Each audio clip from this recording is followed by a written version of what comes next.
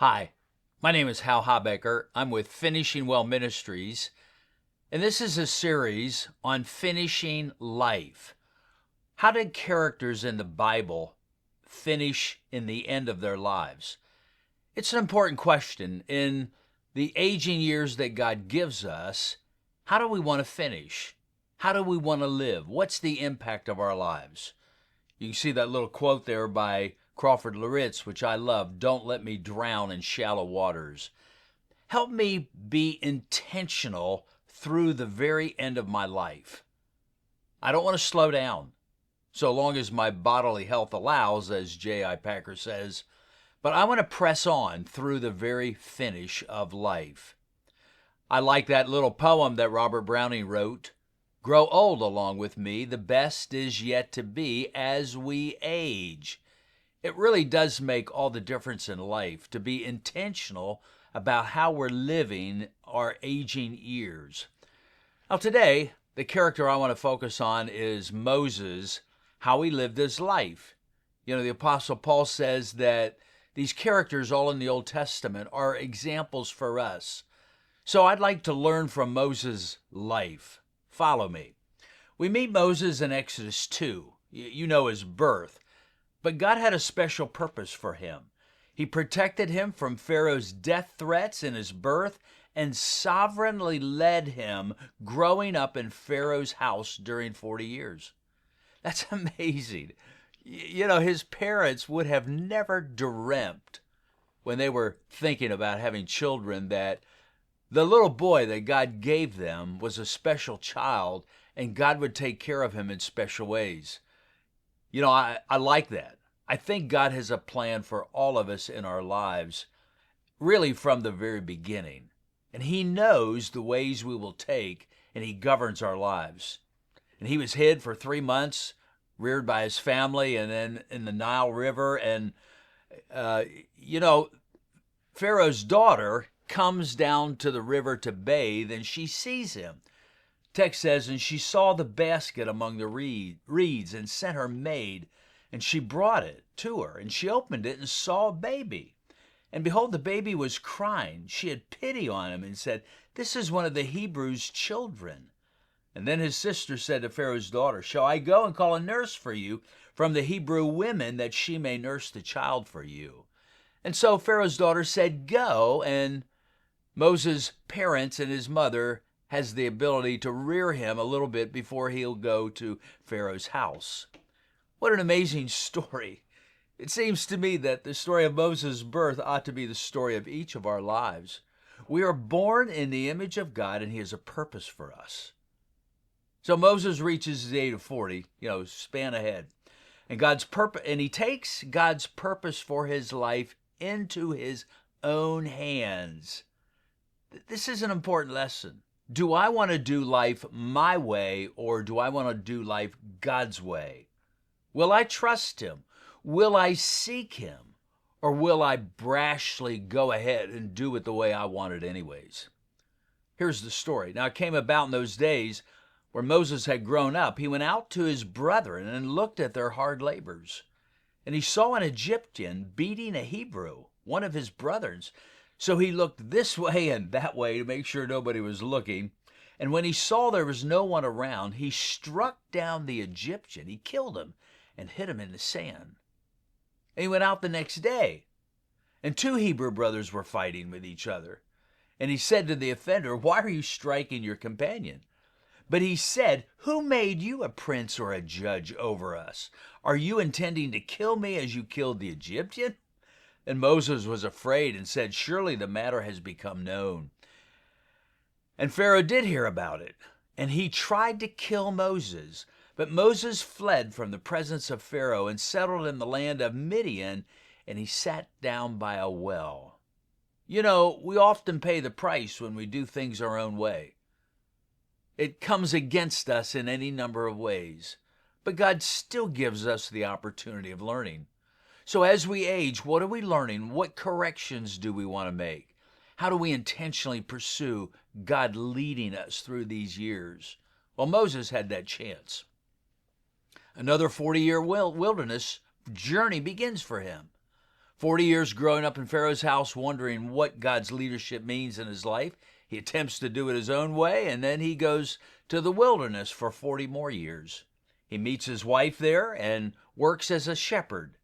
Meanwhile, the sons of Israel languish in bondage in Egypt, the land of Moses' birth and education. God doesn't forget his purposes for us. And he wants us, as we grow, to keep aligning our lives with his purpose. You know, that means a lot in our aging years.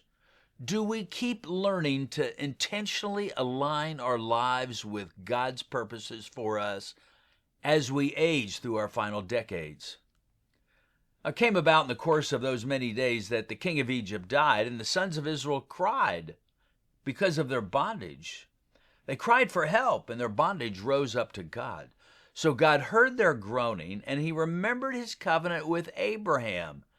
Remember, he told Abraham they'll go down to Egypt for 400 years. So God saw them, and he took notice of them. It is after those 40 years in the wilderness that God calls Moses to the task for which he was born. 80 years after you're born, you finally get to your task that God calls you to do. It's humorous to me, but it's true. Maybe our last years are our best years, as Robert Browning says. God meets him in the wilderness through a burning bush. You remember that story. Moses was pasturing the flock of Jethro, and the angel of the Lord appeared to him in a blazing fire from a burning bush. Moses said, I must turn aside now and see this marvelous sight, why the bush is not burned up. Now, I don't know what you think about when you picture that burning bush. I saw this picture years ago, and I had always seen a picture of, a small bush burning and some flames jumping around it.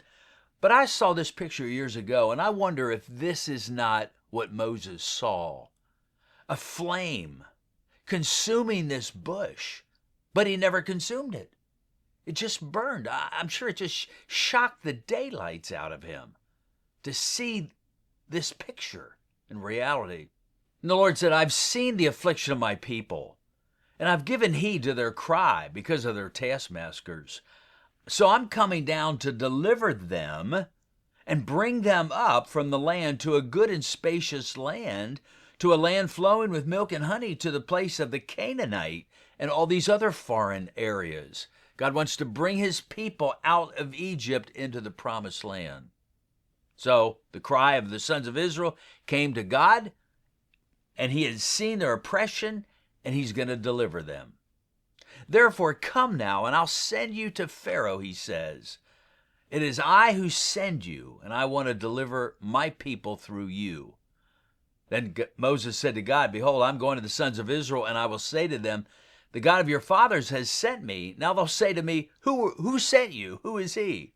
And God said to Moses, I am who I am. Thus you shall say to the sons of Israel, I am. The God of Israel, Yahweh, has sent me to you. And thus you shall say to the sons of Israel, the Lord, the God of your fathers, the God of Abraham, the God of Isaac, the God of Jacob, has sent me. This is my name forever, and this is my memorial name to all generations. So God has a new name, and Moses goes down in this new name of the living God. Well, I will not take time here to walk through Moses the next 40 years of his journey in the wilderness. I will say this for these purposes of this study. Moses has many ups and downs through these 40 wearisome years of proving God's faithfulness as he led the people. I've thought a lot about this. Being in the desert, wandering for 40 years, how hard would it be to, get up and be excited about God's plan for your life? I mean, there has to be many days in which it's boring. Aside from the flame which was there over the tabernacle every night, and the cloud which was there during the day, having a real sense of the presence of God, there's a mundaneness to that. And I want to say that captures all of our lives. That there is a mundaneness to life. Day after day after day, you get up, you take care of the kids go to school, You go to work and it's just routine and it becomes boring in a sense. I like to think of the Psalm 118, verse 24. This is the day the Lord has made. Let us rejoice and be glad in it. I'm not sure Moses woke up every day. I don't wake up every day that way. I think it's important to. So this man led them out, performing wonders and signs in the land of Egypt and the Red Sea and the wilderness for 40 years. Here's another interesting thing. Do I remember all the ways God has led me in the past, and am I anticipating in all these boring days how he's going to do that tomorrow and the next day and the next year? As we all learn, failures and hardships have much to do in the choices God's people make in finishing well. Even when we consider Moses' failure in striking the rock the second time, he did not falter in finishing well. You remember that story? Let's reflect on it. The sons of Israel and the whole congregation came to the wilderness of Zin in the first month, and the people stayed at Kadesh. Miriam died there and was buried there, a sad day. There was no water for them. They say there in the middle, if we had only perished when our brothers perished before the Lord. Why then have you brought the Lord's assembly into this wilderness for us and our beasts to die? It's a place of grain or fig. It's not a place of grain or figs or vines or pomegranates, nor is there any water. And then Moses and Aaron came in from the presence of the assembly to the doorway of the tent and fell on their faces. Then the glory of God appeared to them, and the Lord spoke to Moses. Now watch. Take the rod, you and your brother, Aaron, assemble the congregation, and speak to the rock before their eyes. You shall thus bring forth water for them out of the rock, and let the congregation and their beasts drink. Now you remember, a previous scene, God told Moses to strike the rock. So here's a frustrating scene. The people are rebellious, they're complaining. God says to Moses, speak to the rock, and Moses, out of his anxiety and frustration of leading the people of Israel on that day, these guys are crazy, and he strikes the rock the second time. God knows, and he notes what we do in our lives. Moses was frustrated, and he struck the rock instead of speaking kindly to it. Now, I want to just say here, this is an important principle. Never presume past obedience excuses present disobedience. Moses was thinking, golly, I struck the rock the first time. I'm angry, I'm going to strike it the second time. Just because Moses was obedient the first time doesn't excuse his disobedience this time. So we make mistakes. God is gracious, and he forgives us if we confess, but we learn from them. Nevertheless, Moses' failure and disobedience did not keep him from pressing on to fulfill his purpose. We may have failures in our own lives and in the latter years. Watch this, but let's determine to confess our sin and press on to finish well. David did, and so did Moses. By the way, one of Moses' final tasks was to complete Joshua's training and dedicate him to lead the nation of Israel into the promised land. Like Moses, our task in life is always to be pouring our lives into generations following us. Our adult kids, our grandkids, our families, people around us in church, we want to press on till the end. Now, stop and think about that for a second. How many opportunities do we have in our aging years before the end to give our lives to others coming behind us?